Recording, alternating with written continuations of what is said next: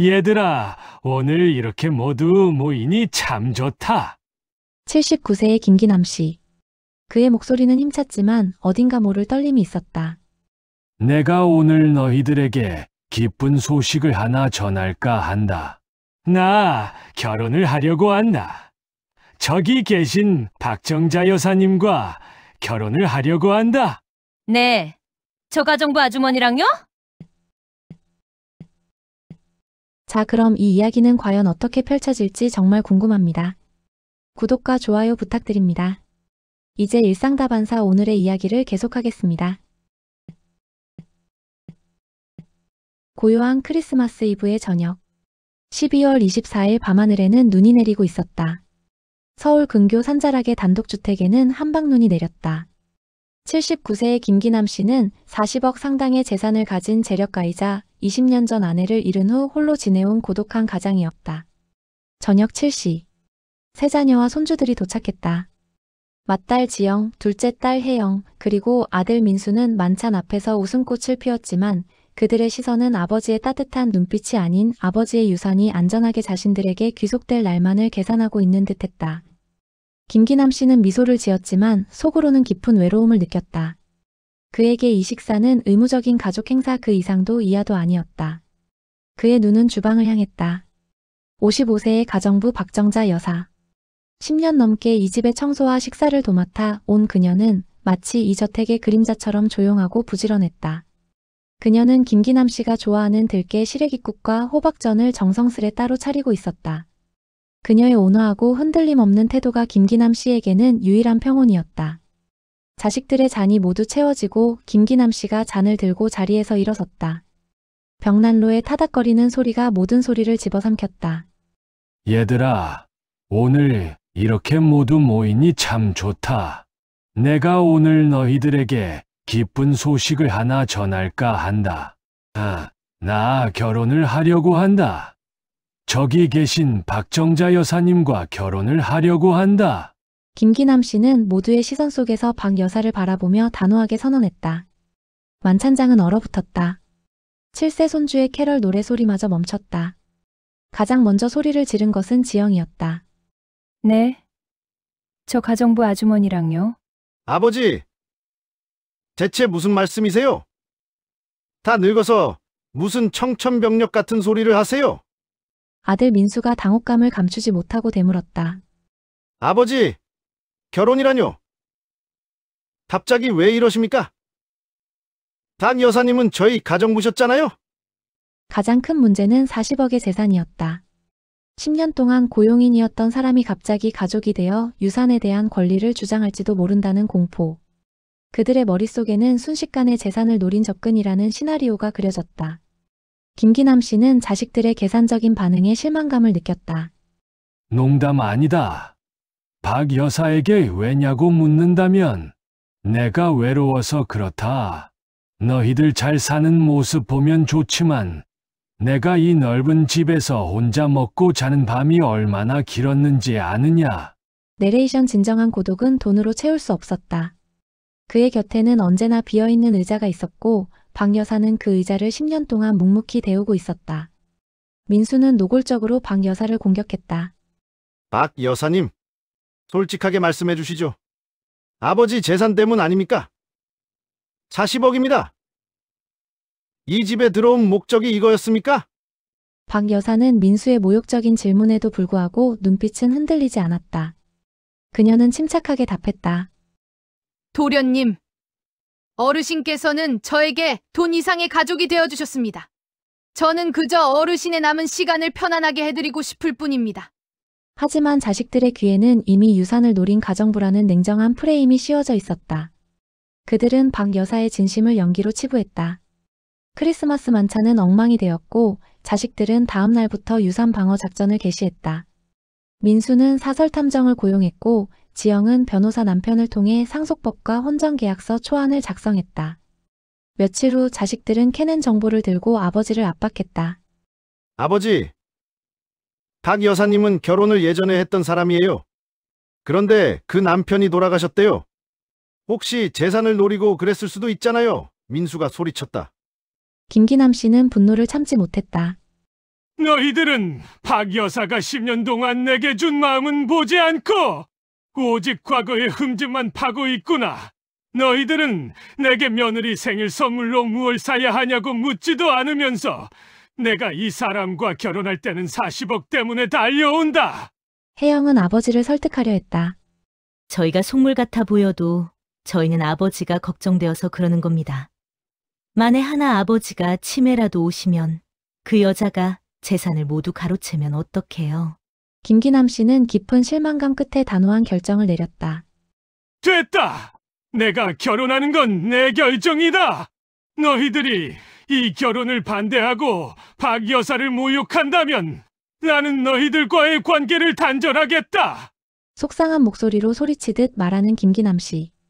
일그러지는 표정에 가슴이 답답한 듯 갑자기 숨이 턱하니 멈추고 김기남 씨는 그 자리에서 쓰러지듯 소파에 주저앉았고 가슴을 부여잡았다.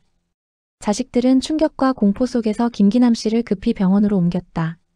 심한 스트레스로 인해 김기남 씨는 병원에 입원했고 자식들은 여전히 유산 문제에 대한 불안감을 떨치지 못하고 있었다. 민수가 옆에서 간호하는 박 여사에게 다가섰다.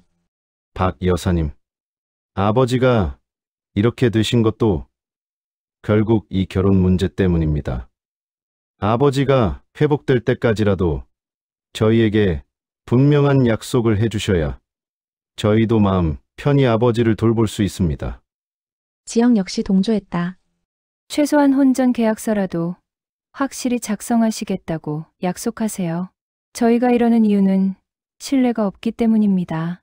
박 여사는 잠든 김기남 씨의 손을 부드럽게 감싸준 채 길게 숨을 내쉬었다. 그녀는 이 모욕적이고 계산적인 상황을 완전히 끝낼 때가 왔음을 직감했다. 알겠습니다. 제가 지금 이 자리에서 어르신께 그리고 여러분께 마지막 약속을 드리겠습니다.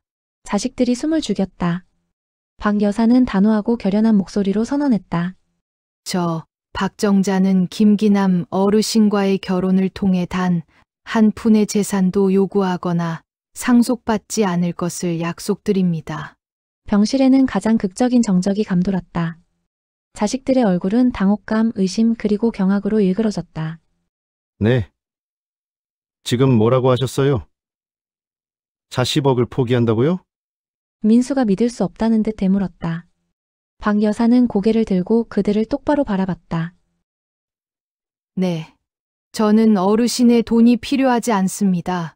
제가 원하는 것은 배우자라는 이름과 남은 시간 동안 이분을 온전히 보살필 수 있는 권리뿐입니다. 여러분들의 의심 때문에 제가 10년 동안 쌓아온 진심까지 짓밟히는 것을 더 이상 견딜 수 없습니다. 저는 여러분의 오해를 풀기 위해 기꺼이 모든 것을 포기하겠습니다. 박 여사의 호탕한 결단은 40억이라는 냉정한 숫자가 지배하던 공간을 압도했다. 그녀의 조건 없는 사랑과 포기는 자식들의 계산적인 이기심을 산산조각냈다. 그들은 자신들의 비열한 행동에 뼈저린 수치심을 느꼈다. 맏딸 지영이 끝내 흐느꼈다. 박 여사님 죄송해요. 저희가 너무 어리석었습니다. 저희는 아버지의 돈 때문에 아버지의 사랑을 보지 못했습니다. 죄송합니다. 아들 민수 역시 고개를 숙이며 후회했다. 박 여사님, 아버지께 그리고 여사님께 진심으로 사과드립니다. 저희가 아버지를 외롭게 했고 여사님의 진심을 의심했습니다. 저희를 가족으로 받아주십시오. 김기남 씨가 조용히 눈을 떴다. 그는 이 모든 극적인 과정을 지켜보고 있었다. 그는 힘없이 말했다. 됐다. 이제야 너희들이 내 마음을 이해하는구나. 그리고 박 여사, 당신에게 진 빚은 내가 갚아야 할 것이오. 내레이션 박 여사의 사랑은 40억의 재산보다 무거웠다. 그 무게가 이기적인 가족의 벽을 마침내 허물어뜨린 것이다. 김기남 씨는 회복하여 퇴원했고 자식들은 더 이상 결혼을 반대하지 않았다. 그들은 진심으로 박 여사를 아버지의 배우자로 그리고 새로운 가족으로 맞이했다.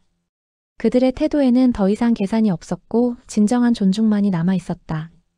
몇 주 후 김기남 씨와 박정자 여사의 소박하지만 진심이 담긴 결혼식이 저택 거실에서 열렸다.